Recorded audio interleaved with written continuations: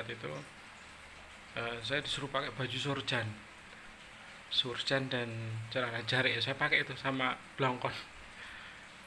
Jadi selama saya mau sembuh itu saya nggak tahu itu kenapa gitu, tapi setelah saya pakai itu tuh agak agak aneh gitu, terus badan tuh merasa enak gitu, nggak terlalu.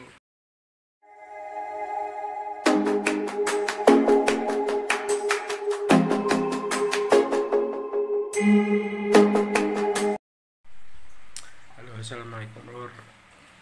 Saya bikin konten ini tuh pagi, jadi habis cuci muka saya bikin konten terakhir tentang kesimpulan konten ketiga saya yang kemarin ya, tentang COVID. Konten terakhir saya nih, kesimpulan dari semuanya, jadi akan saya jelaskan secara detail. Kan banyak yang tanya juga tuh,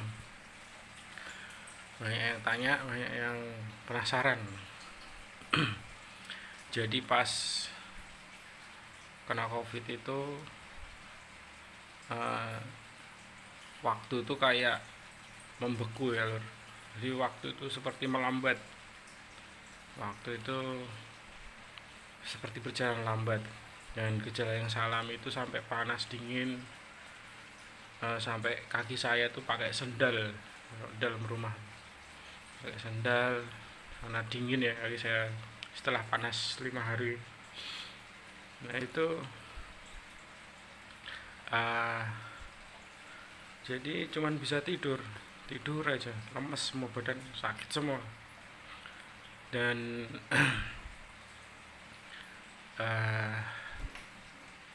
apalagi ya, badan lemes semua, nggak bisa bangun lah, mau dipaksa juga nggak bisa bangun. Kalaupun BAB itu ya cuman air, sampai badan saya itu turun 7 kilo dari berapa, 90 berapa gitu, jadi turun 7 kilo ya. Dan itu makan pun sempat saya makan bubur tuh, jadi seminggu itu belum sembuh total ya lur. Jadi masih apa, bibir ini mengecap, apa ini, rasa ya, lidah sama hidung itu nggak merasakan apa-apa. Jadi hidung nggak mencium bau, lidah nggak mengecap rasa gitu. Dan sampai saat ini yang saya sembuh pun kayak ada yang ganjil gitu, kayak ada yang kurang di dalam nafas dan lidah, nggak seperti dulu waktu sakit kena COVID yang varian itu. Jadi memang ada itu di malam tertentu ya, maksudnya malam 6 hari Pak ya, 6 hari setelah saya berangsur pulih itu sempat, kan saya ke ruang doa ya sambil berzikir, ruang tempat saya sembahyang dan sholat itu saya disuruh pakai baju surjan dan celana jarik. Saya pakai itu sama blongkon. Jadi selama saya mau sembuh itu saya nggak tahu itu kenapa gitu, tapi setelah saya pakai itu tuh agak aneh gitu, terus badan tuh merasa enak gitu, nggak terlalu mikirin saya nggak bisa nafas, terus saya nafas susah banget itu, memang nafas susah, nggak bisa nafas, terus semua sakit badan tuh sakit kayak dipukulin. Terus banyak halusinasi, banyak mimpi, jadi tingkat kesadaran itu benar-benar down. Jadi kita nggak mikir apapun gitu loh. Anehnya itu di situ, makanya kenapa COVID ini sangat aneh gitu. Sangat berbau goib, karena virusnya juga nggak terlihat kan, goib. Terus pas seminggu 2 hari apa 3 hari ya itu, setelah saya bangun tuh saya melihat sosok anak gitu, ada anak sedang makan permen di depan pintu tempat saya tidur itu. Saya bangun, anak itu lari ke kiri lari ke kanan terus ngilang. Itu saya halusinasi lah, bilang aja terus. Tapi setelah itu saya mulai berangsur pulih. setelah saya melihat penampakan itu, berangsur pulih, berangsur membaik. Tapi ya gitu, makan pun nggak bisa, nggak enak, mau dipaksa juga. Sempat pernah makan bubur saya itu kan. Jadi eh, 1 minggu lebih, jadi hampir 2 minggu lah. 2 minggu itu saya mulai benar-benar bisa ya kayak makan sedikit, tapi badan saya itu sampai turun 7 kilo karena penyakit ini gitu kan. Dan yang pasti eh, waktu itu berjalan pelan gitu loh, nggak kayak kayak kita ini kan, kalau udah sembuh itu kan cepet banget sih harinya gitu. Ini berjalan pelan, atau mungkin karena kita sakit ya gitu.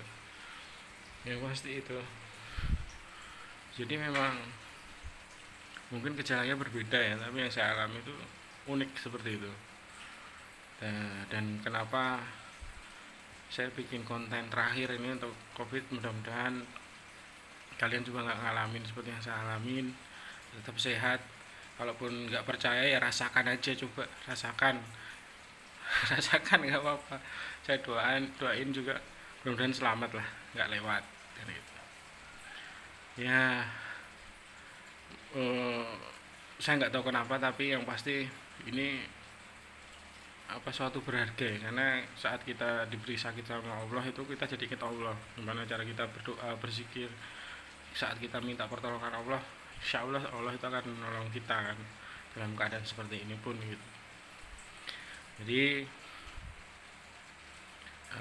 tetap sabar, tetap kuat mental. Makanya kenapa itu banyak yang meninggal ya, saya baru sadar bahwa ternyata orang yang meninggal itu mungkin terlalu panik, kenapa hal-hal itu terjadi gitu. Saya pikir yang penting kita sabar, siap mental gitu kan, kuat, yang penting kuat. Dan gimana ya, kalau mau prokes, saya aja udah prokes ketat pun kena. Jadi tetap jangan takut sama penyakitnya, tapi takut sama yang punya penyakit, yaitu Allah. Itu aja, serahkan sama-sama Allah, dan pasti akan berjalan sesuai dengan rencananya gitu. Jadi mungkin kalau ada salah-salah kata di sini, saya mohon maaf kalau ada yang menyinggung dan mungkin tidak berkenan. Tapi yang pasti ini kesimpulan saya gitu terakhir. Kenapa saya juga nggak divaksin gitu kan, karena memang saya belum yakin dengan vaksin ya gitu.